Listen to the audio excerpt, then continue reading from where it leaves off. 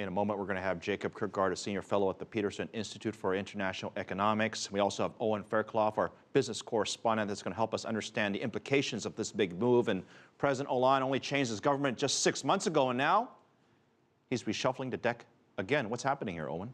Phil, there's nothing like a weather metaphor to illustrate a political crisis. And as President Francois Hollande's government was unraveling, he was giving a speech drenched in the rain. The problem for this president, since he took office just a couple of years ago, is he's never really got the numbers to move his way. For example, France has been in recession since the start of this year, 2 quarters of negative growth.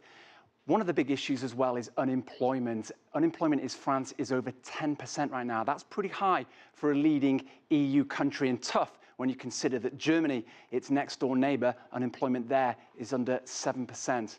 Now, one of the big issues is that on the campaign trail, Francois Hollande told the French electorate that he would bring the budget deficit down to 3% of GDP by 2015. That's to comply with new European rules designed to stop member states living beyond their means and overspending. That was one of the causes of the Eurozone crisis, and that number is now at the heart of this political firestorm.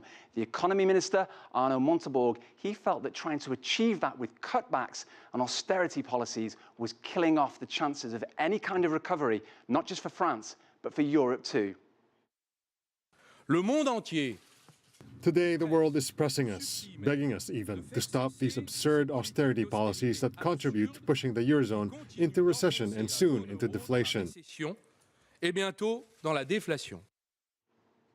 Owen, is there any good news on the horizon for France? Well, it probably doesn't look that way right now with those kinds of numbers, Phil. But France is far from a broken economy. You have to remember that when France was downgraded by the credit rating agencies a couple of years ago, the borrowing costs in this country actually went down, not up. That's a sign that investors ultimately have confidence in this country. And those numbers, while not being spectacular today, aren't that bad for a leading European country.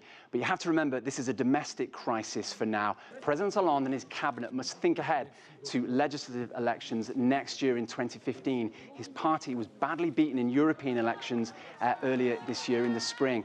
And one man watching all of this with great interest will be former President Nicolas Sarkozy. He's due to announce within the next few weeks or so whether he's prepared to take a swing at the elections in 2017 and try to reclaim that presidency from Francois Hollande.